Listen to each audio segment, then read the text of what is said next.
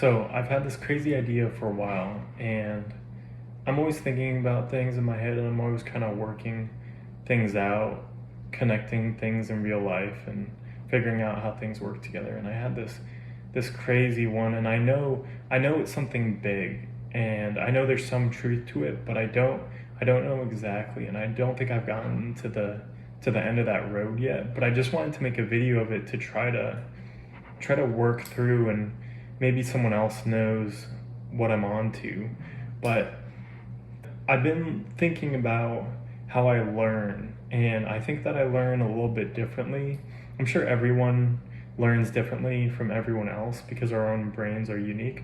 But for me, myself, I've noticed that when I will seem kind of slow up front, but it feels like in the background I have a lot of things processing. And so I've noticed in my life I've kind of come to these like realizations and epiphanies out of nowhere. I'll just be doing something unrelated and I'll remember this deep thought that I've kind of been digging through in the back of my head for, it could have been like the past week or it could have been the past year. That idea is how I came up with this idea. And I feel like there's part of my brain that is not untouched, but hard to communicate with. And I remember watching House, and in House, there's an episode with a guy who his right brain and his left brain weren't talking to each other. And what was interesting was, and I believe this is accurate, I don't want to do any research on this video. I just want to put my thoughts out there.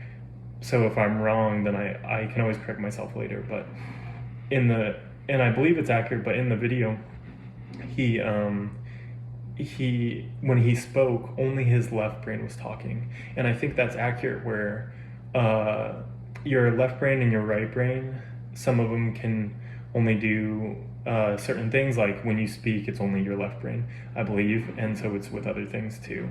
And so it was interesting because he would speak and it's only his left brain talking, but sometimes his right brain wouldn't like it. And so how they did it was, I don't know if this is true, but I think they say it is as well, but it's like your left brain controls your left hand and your right brain controls your right hand. And so he would do something, or he'd say something that his right brain wouldn't like, and his right hand would grab something and throw it, or his right brain would like hit someone. And so it was like, because his right brain couldn't speak, it was acting out in that way to like, that's its only way to communicate. It has no mouth, it can't speak. And it's kind of accurate. Like, I have a kitten, and when we can't talk, obviously, and so her way of communicating is through not anger, but the emotion anger. But it's not real anger. It's like if I pet her when she doesn't want to be pet, she turns around and she bites my hand. I can feel that it's not hard, and I know she's not trying to hurt me, but she's just trying to say stop. And so it's kind of communication through that emotion. It's communication through anger or communication through being upset.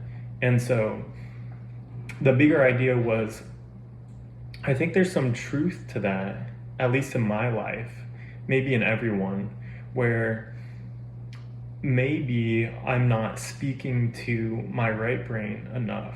And I think you can do that in your head, where you can think and sort of not talk to yourself, but kind of talk to yourself and communicate with the part of your brain that can't speak for itself. And I've noticed that to kind of be a beneficial thing in my life. Now, it could be a placebo, and it could be me just maybe having more times where I'm having deeper thought with myself, which obviously would be beneficial as well, but it could have some truth to it also. And so I thought of that idea where maybe there's my right brain where it can't speak, and so I need to talk to it, and I need to ask it, I say it, but it's me, what it needs, how we can work together. It sounds like a crazy like concept and crazy idea, but I really feel like there might be some truth to it. And also the the reason why I came up with that idea is because in real life I always seemed a little bit slow up front, but when things stuck with me, it seems like I had them for life. So like slow to learn programming, but when I learned programming, I moved so fast at it. Like I excelled so quickly. Slow with I guess like drawing, but once I learned to draw, then it came so quick. And so to me, what I analyze that as is up front, I'm trying to take in as much information as I can. And so I guess you would call it like the outside of your brain, which I think is like the cerebral cortex. So it's the thinking part, it's the layer that's on the outside, but then there's a deeper part too. There's kind of an inner part. And so the cerebral cortex for me, I think, was like maybe I'm just trying to take in as much information as I can, and I'm trying to learn as many things as I can from the world.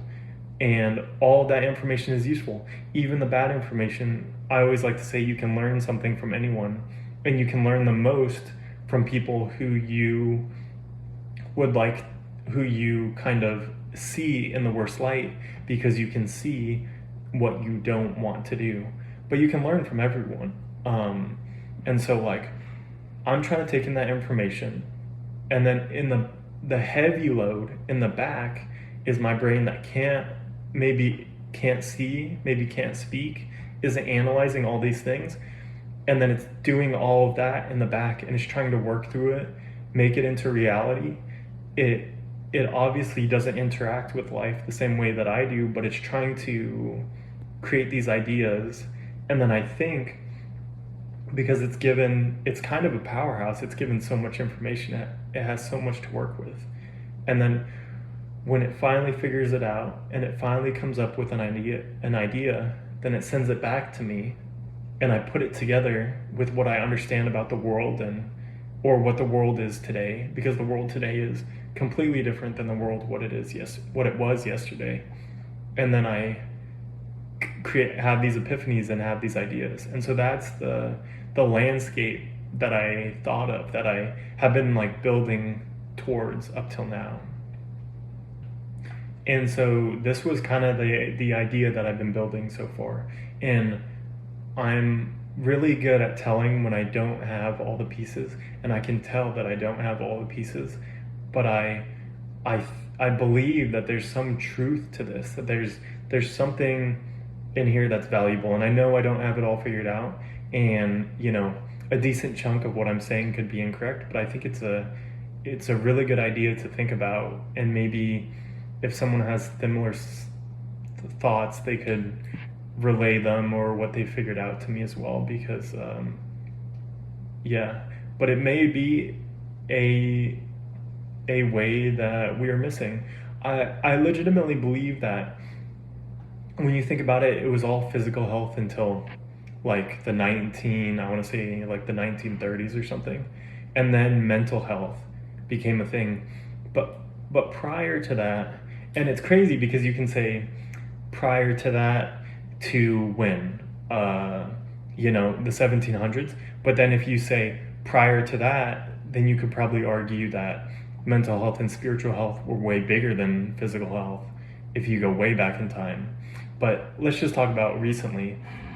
So it was really all about physical health, and then now we know more than ever that mental health is a real thing. But I legitimately think that in the future there's going to be a third, and there's going to be spiritual health as well. And I don't want it to sound crazy, but I think there's something else that we don't understand that is crucial to people being healthy and maybe people being happy. And part of that is probably your purpose. Part of that is probably if you're doing something every day that deep down maybe isn't right, then I think that's something that's affecting your spiritual health. And this is something that I think will be a third pillar, just as big as the other two, or even bigger in the future. But yeah, that's pretty much it. Those are my thoughts. Let me know what you think.